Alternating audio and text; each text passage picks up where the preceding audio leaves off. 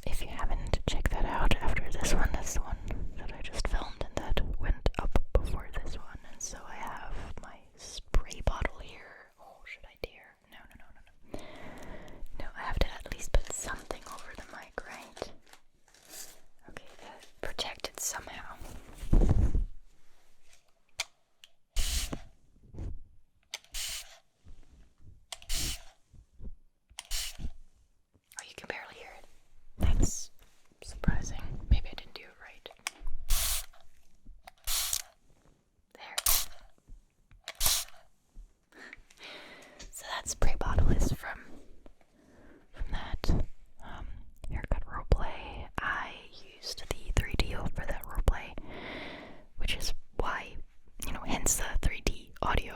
And I'm going behind it, going left and right, a little at the bottom, a little bit up top. And so, it's, if you wear headphones while watching that video, the audio is going to be all around your head. It's really cool. Anyway, so with that, I have a brush on here, which I also used in that video. Believe it or not, you might be wondering why I would need a brush in a haircut roleplay or for a haircut roleplay. I just brushed off the imaginary little hairs on the person's face. When you go to the hairdresser, you usually end up with these little short hairs in your neck and down your cleavage, I guess, as well as behind your ears and your face. And so I pretended to brush those off. I have an array of different scissors here because I used four different kinds of scissors in that haircut video. So, there's something for everyone in terms of scissor preferences, I guess. Yeah, I used the big blue scissors. Someone commented, I don't remember what other video I used these in, but someone commented under that video that these look like they would not cut at all. They do. They're actually really good at cutting.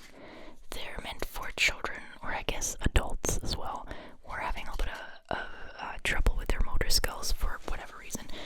And so these are just, they separate on their own. You only need to push them together, and so it's really easy.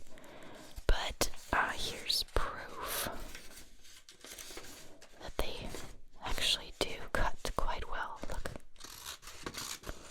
They actually cut splendidly, better than some of my other scissors that I have. And then I used these right here. These are actual hair cutting scissors, so I like the sound they make as well. And then I used two more scissors. This small one here, right here. I like the sound of that one. And then this one, which is a similar concept as the blue ones, but these are smaller, a little daintier, so you do need a little bit of fine motor skills to operate these, but not as much as you do with the regular scissors. So these are, opening on their own as well. So, let's see. They cut really well. It's actually, it's kind of nice to use these even if you are able to use the regular ones, because it really is considerably easier to use them. I only got them for ASMR though. And that's how I learned that there are these kinds of scissors, because it is difficult for some people to hold and operate regular scissors. It's something that you don't necessarily realize if you're privileged, able-bodied, and are able to use the regular ones.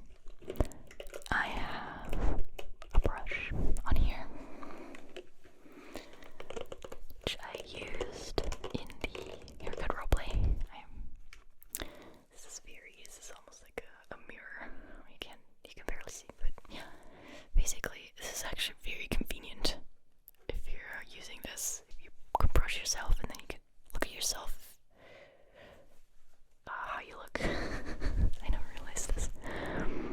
Okay, alright, so this is obviously from that very same video, because you definitely need to brush. If you record a haircut roleplay, right? I like these. They're pretty. I've never actually used these to brush actual hair. wig that I have and that I use a lot of the time for my ASMR videos, but I've never actually brushed real actual hair with these, and now I'm just thinking I should do that. I think they claim to be pain-free, so like if you detangle your hair with these, you should not feel pain, or you should feel at least less pain than with other and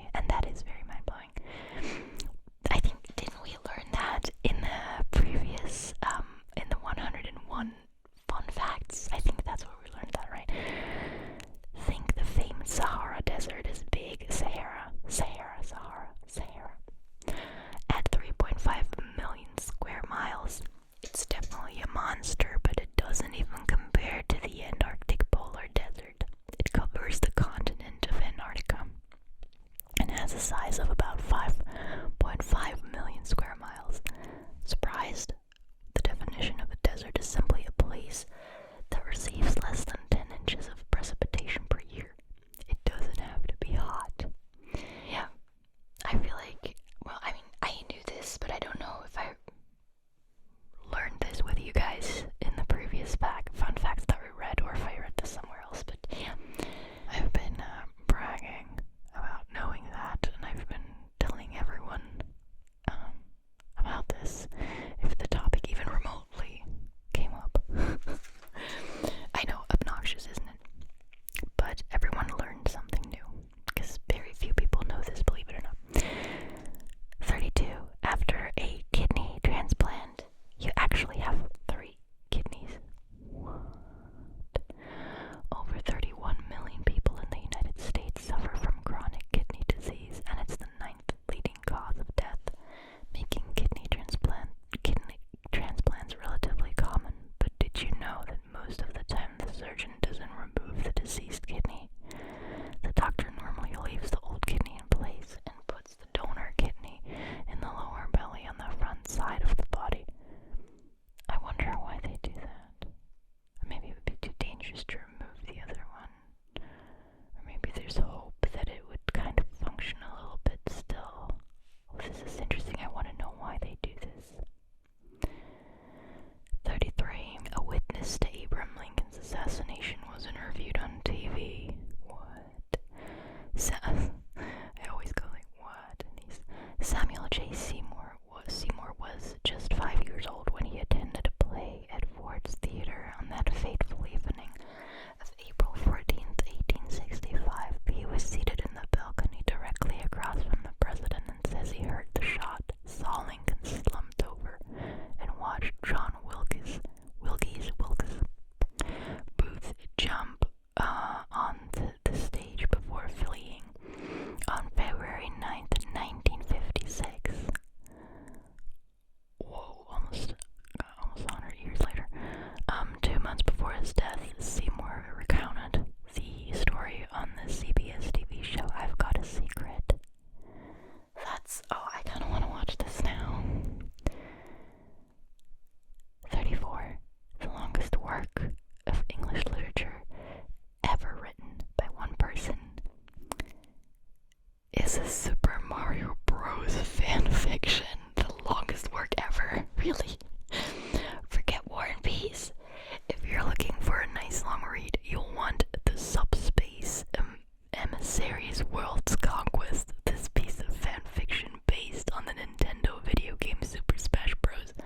Is 4,102,328 words long, more than 7 times the length of Tolstoy's masterpiece. As of April 2019, we added the date because it's still a work in progress and may get longer. Someone has a lot of time on their hands there.